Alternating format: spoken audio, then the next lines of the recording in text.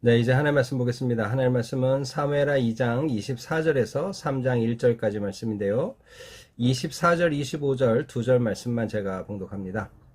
요압과 아비새가 아비넬의 뒤를 쫓아 기브온 거친 땅의 길가 기야 맞은 쪽 암만산에 이를 때 해가 졌고 베냐민 족속은 함께 모여 아브넬을 따라 한 무리를 이루고 작은 산 꼭대기에 섰더라. 아멘.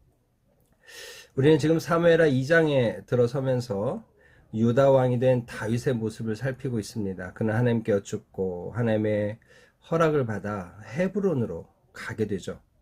그래서 그는 또 포용력 있는 리더십을 발휘했던 모습을 살폈습니다. 그러나 이런 다윗과 대조되는 한 무리의 사람들이 연속해서 나타납니다.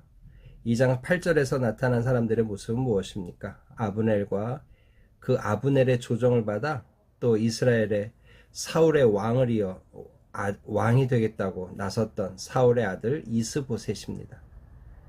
여러분, 이건 어떻게 보면 뭐 그럴 수도 있다 할 수 있지만 하나님께서 다윗을 이스라엘의 왕으로 세운다는 어떤 흐름이 있는 상황에서 자신의 권력 욕구를 채우려는 어떤 잘못된 시도라고 할 수 있겠죠. 바로 그런 상황 속에서 어제 우리가 살펴본 말씀에는 어떤 모습이 나옵니까? 예, 자신이 가지고 있는 이 군사력을 좀 드러내고 자랑하고 싶은 두 잘못된 리더들이 나옵니다. 하나는 아브넬이고 또 하나는 요압이죠. 우리 둘 다 우리 청년들로 서로 싸우게 해보자 하고 얘기하는 거예요. 근데 그 싸움이 단순히 그냥 실력을 겨루는 정도가 아니라 죽이는 데까지 가는 싸움인 거죠. 그건 있을 수 없는 일이죠. 그런데 그 일을 아무렇지도 않게 행하는 거예요. 그리고는 어떻게 합니까? 이제 오늘 그 결과, 참혹한 결과를 얻게 되는 거죠. 그래서 어제 우리가 살펴본 것처럼 또 다른 전공을 세우려고 갈망을 했던 아사엘은 아브넬에게 덤볐다가 죽게 됩니다. 이게 다 뭐예요? 어떤 인간의 욕망을 추구하며 자신의 권력, 자신의 힘과 능력을 과시하려고 했다가 참 처참한 최후를 맞이하는 모습일 뿐인 거죠. 오늘 이제 이 싸움의 결과가 어떻게 됐는지 그 결과를 오늘 본문은 소개해주고 있습니다. 본문을 통해 주님이 주시는 교훈을 나누겠습니다. 요압과 아비새가 아브넬의 뒤를 쫓는 것을 이제 그치게 되는 거죠. 그런데 쫓아갑니다. 그래서 어디까지 갔느냐? 기브온 거친 땅의 길가 기야 맞은 쪽 암마산이라는 곳까지 가게 되는 거죠. 그런데 그때 해가 지는 거예요. 반면 베냐민 족속은 함께 모여 아브넬을 따라 한 무리를 이루고 작은 산 꼭대기에 서게 된 겁니다. 그러니까 쫓고 쫓기는 싸움 속에서 일방적으로 쫓기는 형편이 된 이스라엘의 무리들이 작은 산 꼭대기에 모여 있었다. 이제 그런 얘기죠. 그때 이 어느 정도 거리가 됐던 상황이었던 것 같습니다. 아브넬이 요압에게 외쳐서 말하는 거예요. 칼이 영원히 사람을 상하겠느냐? 계속 우리가 서로 죽이는 싸움을 하겠느냐? 하는 거죠. 그러면서 하는 말이 뭡니까? 마침내 참혹한 일이 생길 줄을 알지 못하느냐? 여러분, 이 참혹한 일이 생길 줄 알지 못하고 이 일을 했을까요? 이들이?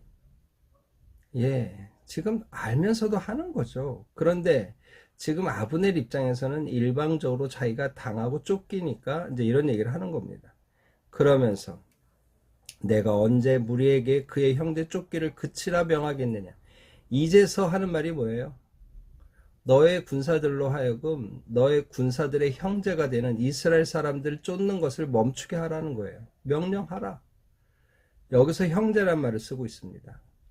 앞에서 이미 형제 의식을 가지고 서로 싸우자 하지 말았어야죠. 그런데 이제 자기가 지게 되니까 형제 운운하며 형제 쫓기를 그치라고 명령하는 거예요. 여러분, 이런 얘기를 들으면 요압이 가만히 있을까요? 요압이 이르되 하나님의 살아계심을 두고 맹세하노니 내가 말하지 아니하였다면 무리가 아침에 각각 다 돌아갔을 것이요 그의 형제를 쫓지 아니하였으리라. 네가 말해서 그래 라고 요압은 받아치는 거예요.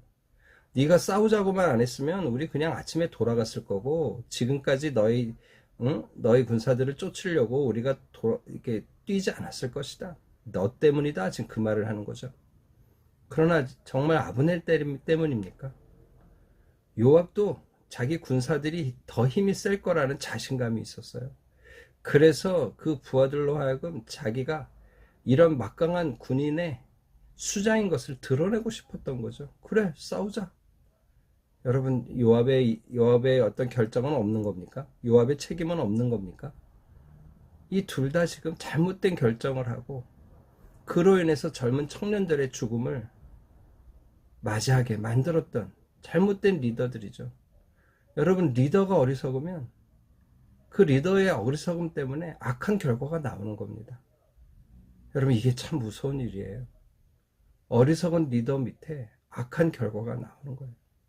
그래서 리더를 잘 뽑아야 되고 잘 세워야 되는 거죠.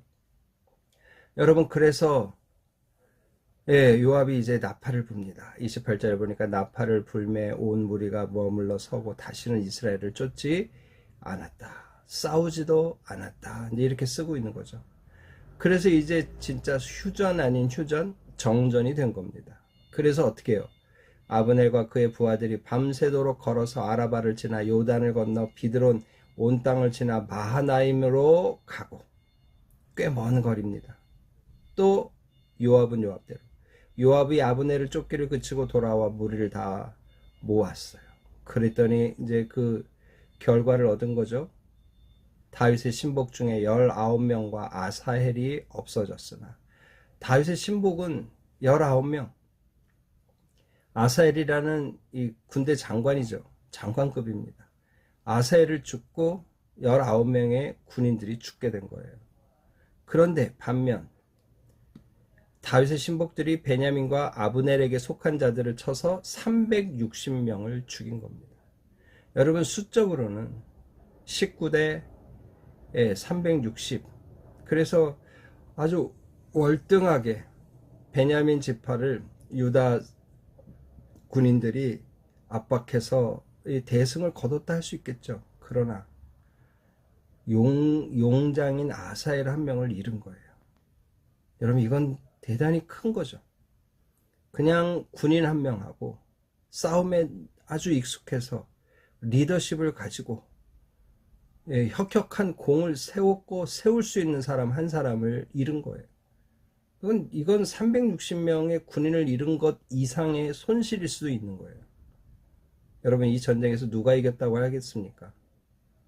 이건 아무도 누가 이겼다 할 수 없는 전쟁이 된 거예요.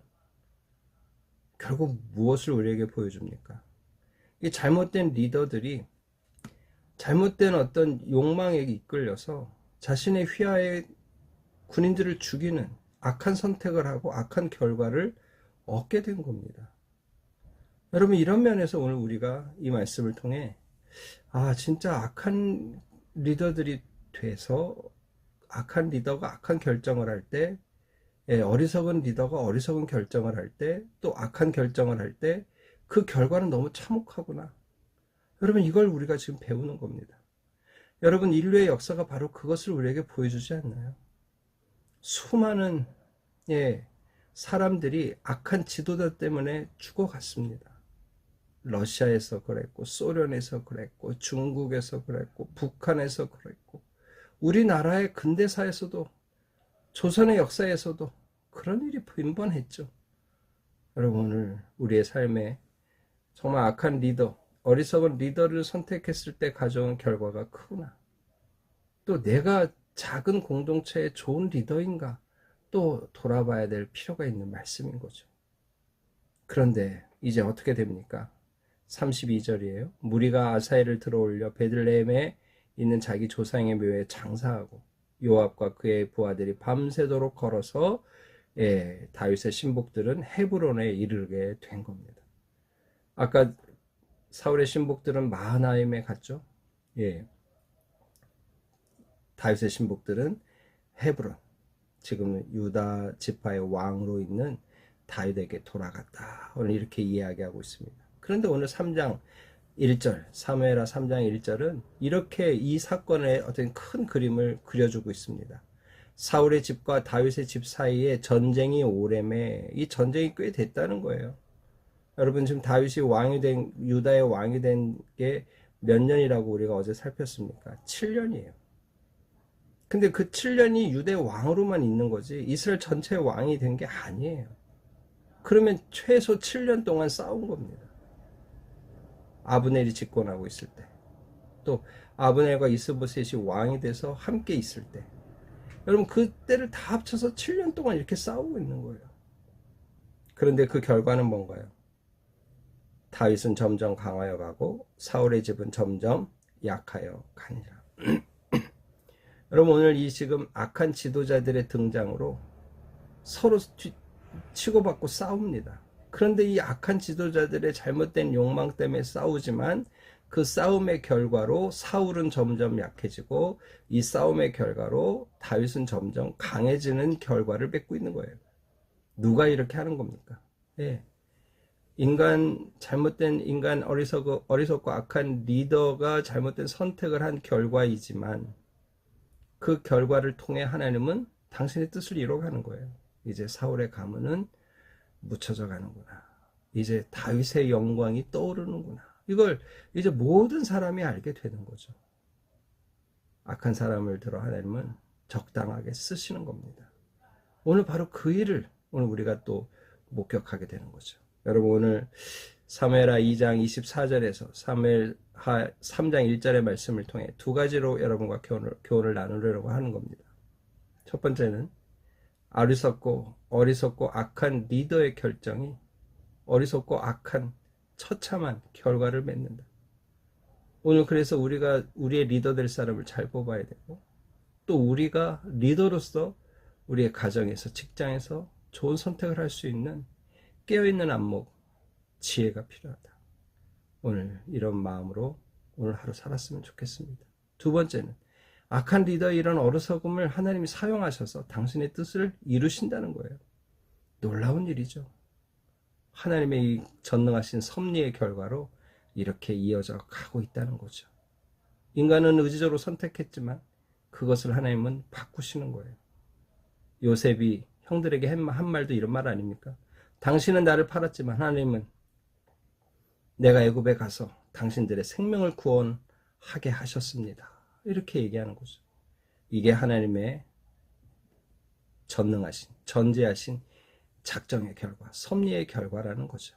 바로 오늘 이런 믿음으로 하나님이 오늘 우리의 삶을 선하게 이끄실 걸 믿습니다. 내가 바른 리더로서 또 바른 리더를 뽑을 수 있는 안목으로 살게 해주시고 또 잘못된 일이 되더라도 하나님이 선하게 역사해 주옵소서 이렇게 기도하며 오늘 하루 시작하고 우리의 삶을 채워가기를 주님의 이름으로 축복합니다. 다 같이 기도하겠습니다.